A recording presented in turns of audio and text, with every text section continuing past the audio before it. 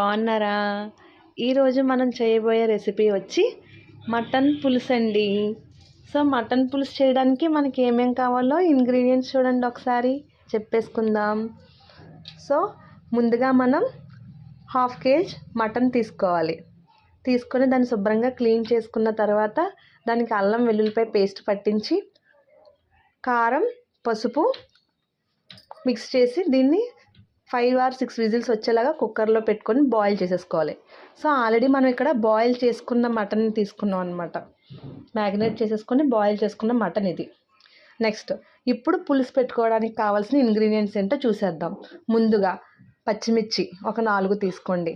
సన్నగా తరిగి పెట్టుకున్న ఉల్లిపాయ ముక్కలు, అలాగే కొంచెం గుజ్జుగా రావడం కోసం ఆనియన్ పేస్ట్. ఈ పేస్ట్ ఎలా తయారు చేశారంటే ఇందులో onion 2 cups of onion pieces, next జీలకర్ర 1 స్పూన్, 1/2 స్పూను ఆవాలు, 1 స్పూన్ ధనియాలు, మొత్తం అన్నీ కలిపి 2 లవంగ మొగ్గలు, ఇవన్నీ కలిపి మెత్తగా గ్రైండ్ చేసుకొని పక్కన పెట్టుకోవాలి.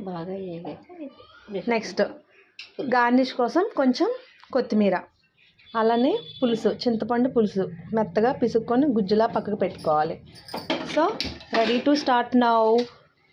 స్టవ్ మీద బాణీ పెట్టుకొని అందులో కర్రీకి సరిపడా ఆయిల్ని వేసుకోవాలి మనం. సో కొంచెం నూనె హీట్ అయిన తర్వాత ముందుగా మనం అందులోకి పచ్చిమిర్చిని వదులుకోవాలి. సో ఆయిల్లో అలా పచ్చిమిర్చి వేసుకున్న తర్వాత ఆనియన్స్ వేయాలి. సో మనం ఆయిల్ వచ్చి ఫ్రీడమ్ ఆయిల్ వాడుతున్నామండి. అది హెల్త్కి చాలా మంచిది, కానీ లిమిట్గానే యూజ్ చేసుకోవాలి. ఓకే అండి. సో ఇలాగా ఆనియన్ పచ్చిమిర్చి మిక్స్ చేయాలి.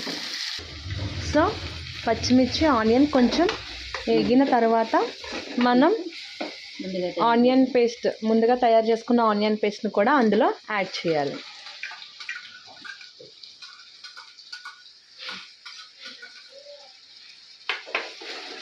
సో అలా యాడ్ చేసిన తర్వాత దాన్ని బాగా చేసుకోవాలి. మంచి ఎమ్మి స్మెల్ వస్తుంది అప్పుడేను.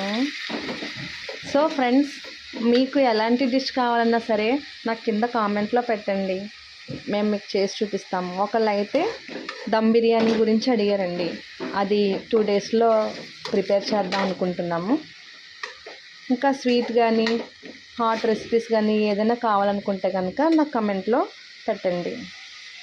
సో అలా కొంచెం వేగిన తర్వాత పసుపు యాడ్ చేయండి, 1 teaspoon ఆఫ్ పసుపు. సో దాన్ని కూడా ఒకసారి మిక్స్ చేసుకుందాం.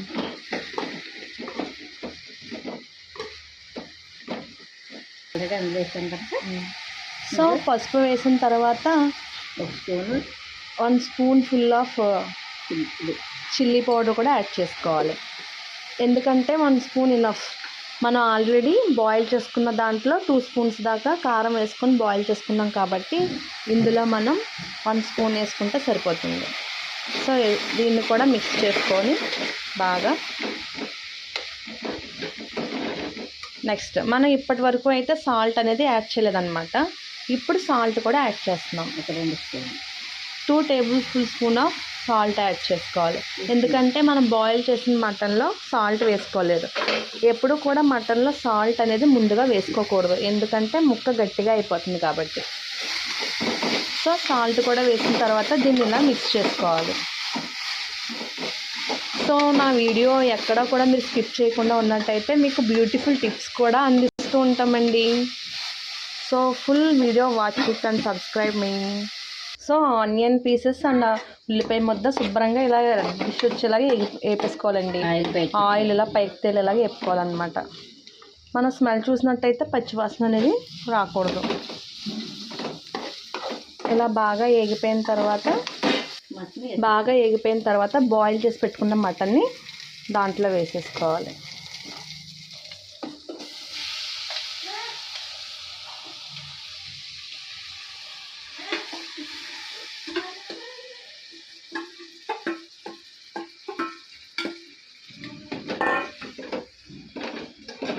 సో ఈ మటన్ బాయిల్ చేసి పెట్టుకున్న మటన్ కూడా మనం ఆ మసాలా ముద్దలో వేసుకొని బాగా మిక్స్ చేసుకోవాలి.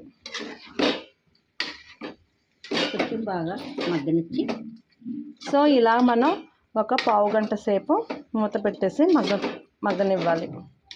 ఆ మసాలా అంతా కూడా పీసెస్కి పట్టేలాగా ఒక 15 మినిట్స్ మనం కంటైనర్తో క్లోజ్ చేసేసుకుందాం. సో మనది కర్రీ ఎక్కడి వరకు వచ్చిందో చూద్దామండి. వాటర్ అంతా చక్కగా ఎగిరిపోయిందండి. ఇలా దగ్గర గంట అయిపోవాలన్నమాట కర్రీ. తర్వాత మనం ఆల్రెడీ రెడీ చేసి పెట్టుకున్న చింతపండు గుజ్జుని దాంట్లో యాడ్ చేయాలి. సో ముందుగానే మీరు ఇలా తీసి పెట్టుకుంటే మనకి ఈజీగా అయిపోతుందండి. ఇలా చింతపండు గుజ్జు యాడ్ చేసేసిన తర్వాత దాన్ని అంతా ఒకసారి కలిపి పెట్టుకొని ఒక 2 పొంగులు వచ్చాక ఒక 2 పొంగులు వచ్చిన తర్వాత మన కర్రీ అనేది దగ్గర అయిపోతుందండి. సో ఇప్పుడు ఒక పావు గంట మళ్ళీ దాన్ని బాయిల్ చేద్దాం. సో చింతపండు గుజ్జేసి మన 15 మినిట్స్ అయిపోయిందండి. ఇలాగ దగ్గర గంట అయిపోయి నూనె అనేది పైకి తేలేదాకా ఉంచుకోవాలన్నమాట. సో చివరిగా మనం కొత్తిమీరతోటి గార్నిష్ చేసుకున్నట్టయితే మన వంట కంప్లీటెడ్. సో అలా కొత్తిమీరతో గార్నిష్ చేసుకోవాలి. కొత్తిమీరతో గార్నిష్ చేసుకున్న తర్వాత మనం ఇలాగా సర్వింగ్ బౌల్లోకి కర్రీని షిఫ్ట్ చేసేసుకోవడమే. సో ఎమ్మీ మటన్ పులుసు రెడీ. వావ్, సూపర్ స్మెల్ వస్తుంది. సో చూడండి ఫ్రెండ్స్, గ్రేవీ తోటి భలే ఉంది కర్రీ, ఎమ్మీగా. సో మనం ప్రిపేర్ చేసుకున్న ఎమ్మీ మటన్ పులుసు తోటి వేడివేడి అన్నంలో మిక్స్ చేసుకొని ఇప్పుడు టేస్ట్ చేయబోతున్నాం. సో టేస్ట్ చేసి ఎలా ఉందో చెప్పండి. సో అన్నంలో మటన్ పులుసు మిక్స్ చేసుకొని టేస్ట్ చేయబోతున్నారండి ఇప్పుడు మన వ్యూయర్. Have it. సూపర్ ఉందంటండి మన మటన్ రెసిపీ. సో